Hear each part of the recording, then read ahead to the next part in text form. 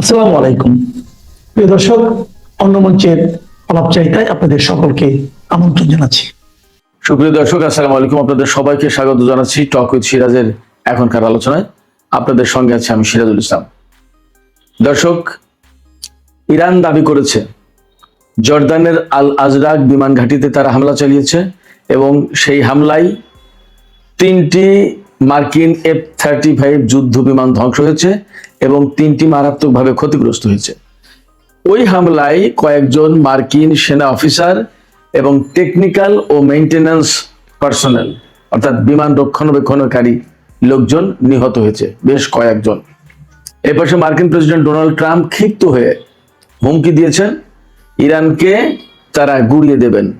IRGC ঘোষণা দিয়েছে Jordan থেকে মার্কিন সেনা চলে না যাওয়া পর্যন্ত লড়াই অব্যাহত থাকবে।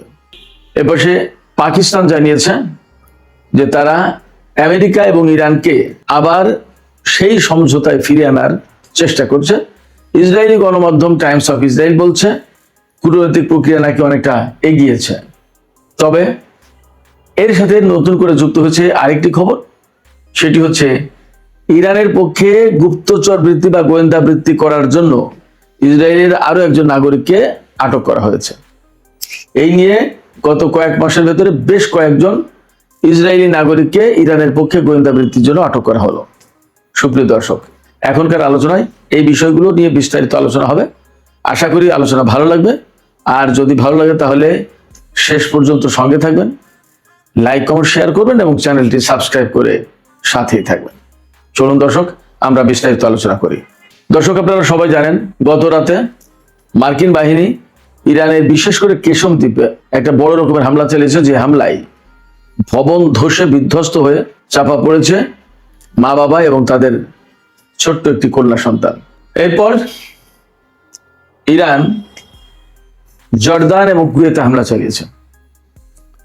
ইরানের IRGC দাবি করছে যে তারা ভয়াবহ রকমের হামলা চালিয়েছে, যে হামলায় জর্দানের আল আজরাক বিমান ঘাঁটিতে 3টি মার্কিন F-35 যুদ্ধ বিমান ধ্বংস হয়েছে এবং 3টি মারাত্মকভাবে ক্ষতিগ্রস্ত হয়েছে। আর বেশ কয়েকজন সেনা অফিসার নিহত হয়েছে। শুধু সেনা অফিসার নিহত হয়নি, কয়েকজন বিমান রক্ষণাবেক্ষণকারী টেকনিক্যাল অ্যান্ড মেইনটেন্যান্স পার্সোনেল তারাও নিহত হয়েছে। IRGC বলেছে যতক্ষণ পর্যন্ত জর্দানের মুসলিম ভূখণ্ড থেকে মার্কিন সামরিক বাহিনী চলে না যাবে ততক্ষণ পর্যন্ত তাদের বিরুদ্ধে লড়াই চলবে। IRGC আরো বলেছে তাদের ভাষায়, তাদের বিবৃতিতে, যে মার্কিন বাহিনী হচ্ছে শিশু হত্যাকারী বাহিনী। এই বাহিনীর এই মধ্যপ্রাচ্য অঞ্চলে থাকার কোনো অধিকার নেই, থাকার কোনো প্রয়োজন নেই, তাদেরকে এখান থেকে যেতেই হবে। এদিকে IRGC কুয়েতের আলী আল সালেম বিমান বন্দরেও হামলা চালিয়েছে। এই দুই জায়গায়, কুয়েত এবং জর্দান, দুই জায়গায় ব্যালিস্টিক ক্ষেপণাস্ত্র দিয়ে হামলা চালিয়েছে ইরান, এবং ইরান বলছে হামলা তো সফল। কুয়েতে যে হামলা চালিয়েছে তাতে আলী আল সালেম বিমানবন্দরের 2টি ড্রোনের হ্যাঙ্গার ধ্বংস হয়েছে এবং একটি ফুয়েল ট্যাঙ্ক, জ্বালানি ট্যাঙ্ক, এটা ধ্বংস হয়েছে। এই যে জ্বালানি ট্যাঙ্ক ধ্বংস হয়েছে, সেই ট্যাঙ্ক থেকে আমেরিকার যুদ্ধ বিমান এবং হেলিকপ্টার জ্বালানি নিত, অর্থাৎ তেল নিত, এটা ধ্বংস করেছে। তার মানে কুয়েত থেকে বা কুয়েতের এই আলী আল সালেম বিমান ঘাঁটি থেকে জ্বালানি নেওয়াটা এখন মার্কিন বাহিনীর জন্য সংকটাপন্ন হয়ে গেল।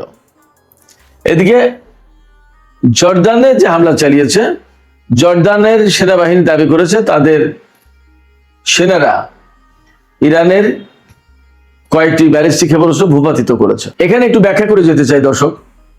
ইরান বলল যে যতক্ষণ পর্যন্ত জর্দান থেকে মার্কিন সামরিক বাহিনী চলে না যাবে ততক্ষণ পর্যন্ত তাদের বিরুদ্ধে লড়াই। তার মানে ইরান কিন্তু একটা লক্ষ্য ঠিক করে দিল বা ঘোষণা করে দিল যে আমরা লড়াই করছি মার্কিন বাহিনীকে এখান থেকে বহিষ্কার করার জন্য, তাদের ভাষায়। যদি তাই হয় তাহলে কিন্তু ইরানের লক্ষ্য এখন পরিষ্কার। ইরান কিন্তু শুধুমাত্র আমেরিকার বিরুদ্ধে পাল্টা প্রতিরোধ গড়ে তুলছে, ব্যাপারটা তা কিন্তু নয়।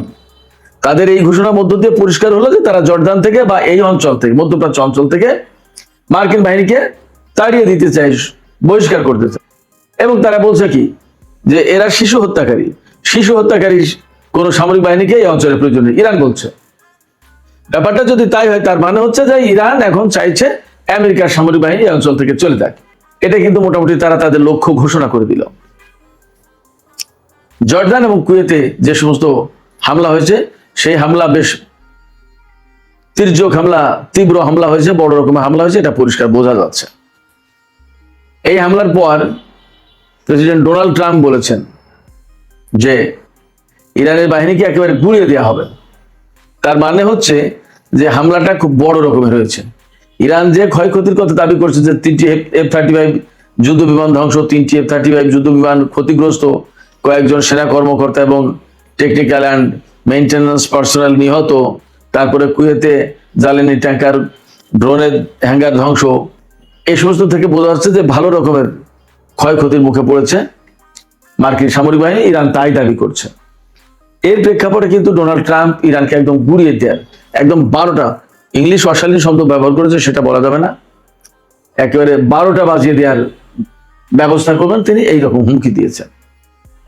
তাতে বোঝা যাচ্ছে যে ইরান তাদের হামলা মোটেই হালকা করেনি, বরং জোরদার করেছে এবং তারা একটা লক্ষ্য নিয়ে এখন কাজ করছে, সেটা হচ্ছে মধ্যপ্রাচ্য অঞ্চল থেকে মার্কিন সেনাদেরকে সরিয়ে দেওয়া।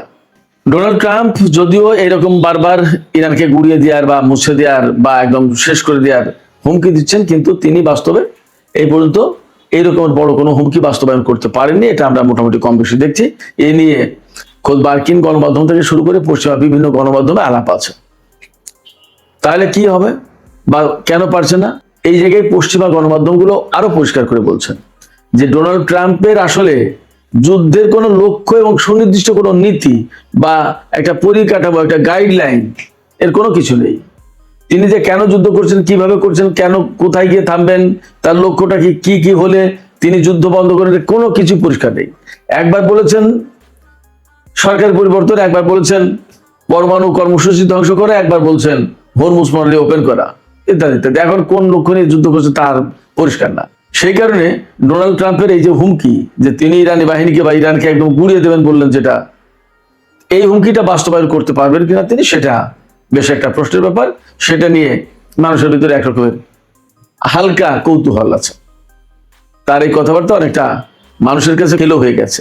এদিকে ইরান এবং আমেরিকার মধ্যে যখন এরকম বড় ধরনের সংঘাত চলছে, কয়েকদিন যুদ্ধবিরতির পরে কিন্তু এই সংঘাত, তাতে ইরান কেন আবার ফিরে আসলো, এটা কিন্তু খুবই গুরুত্বপূর্ণ আলোচনার বিষয়বস্তু হয়ে দাঁড়িয়েছে সারা বিশ্বে। প্রশ্ন একটাই, যে যুদ্ধবিরতি হলো, ইরানও যুদ্ধ থামিয়ে দিল, তারপরে হঠাৎ করে কেন তারা আবার মার্কিন ঘাঁটিতে হামলা চালালো? আমি এ নিয়ে যদিও একটু ব্যাখ্যা দিয়েছিলাম গত পরশুদিন সম্ভবত, তারপরেও আমি আজকে একটু ছোট্ট করে বলি যে বেশিরভাগ বিশ্লেষক এভাবেই মনে করছেন যে ইরান আসলে মার্কিন সামরিক বাহিনীর অবস্থা, তাদের শক্তি সামর্থ্য কেমন আছে এখন, সেটা বোঝার এবং দেখার চেষ্টা করছে এবং সম্ভবত ইসরায়েলের বিরুদ্ধে পরবর্তীতে অভিযান শুরু করতে পারে ইরান। কারণ আমরা দেখছি মধ্যপ্রাচ্যের অর্থাৎ উপসাগরীয় অঞ্চলের দেশগুলোর ঘাঁটি প্রায় তছনছ করে দিয়েছে বিভিন্ন গণমাধ্যম থেকে আমরা যে সমস্ত খবর পাচ্ছি। তাই যদি হয়, এরপরে কিন্তু একদম শেষ পর্যায়ে ইসরায়েলের আগে আর এখন বাকি জর্দান। জর্দানেও কিন্তু প্রচুর ক্ষয়ক্ষতি করেছে। ব্যাপারটা যদি তাই হয়, তাহলে এই উপসাগরীয় অঞ্চল থেকে ক্লোজ করতে করতে করতে জর্দানি নিজে ঠেকিয়েছে।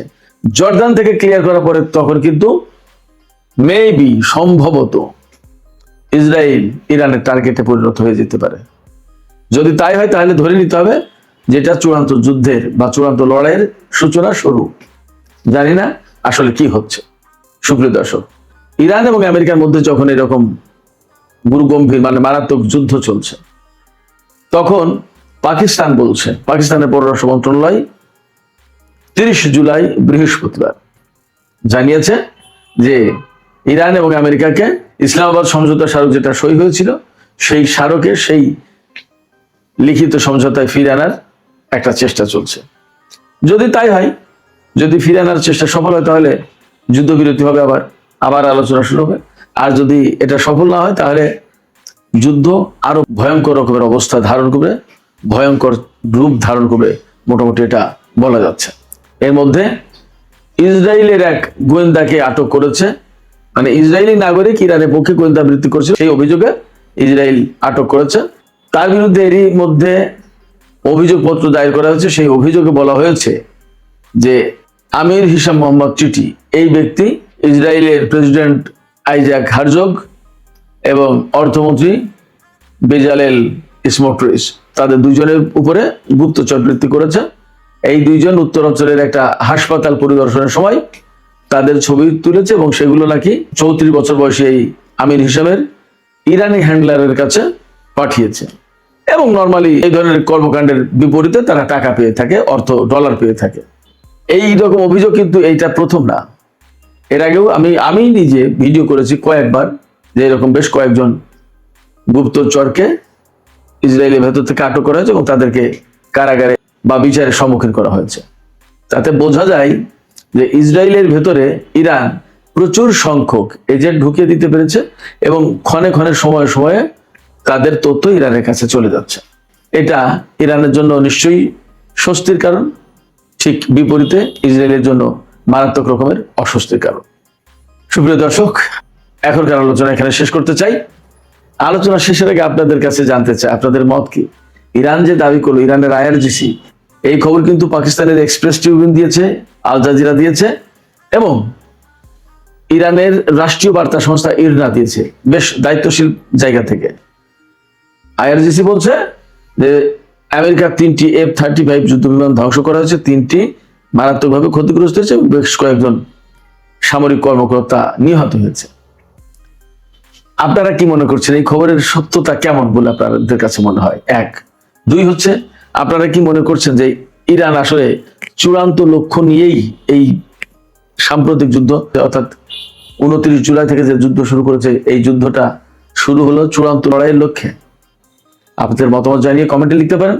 আর ভিডিও ভালো লাগলে লাইক কমেন্ট শেয়ার করবেন এবং চ্যানেলটি সাবস্ক্রাইব করে সাথেই থাকবেন। দর্শক, এখনকার আলোচনা এখানে শেষ করতে চাইছি। আপনারা সবাই অনেক অনেক ভালো থাকুন। আল্লাহ হাফেজ।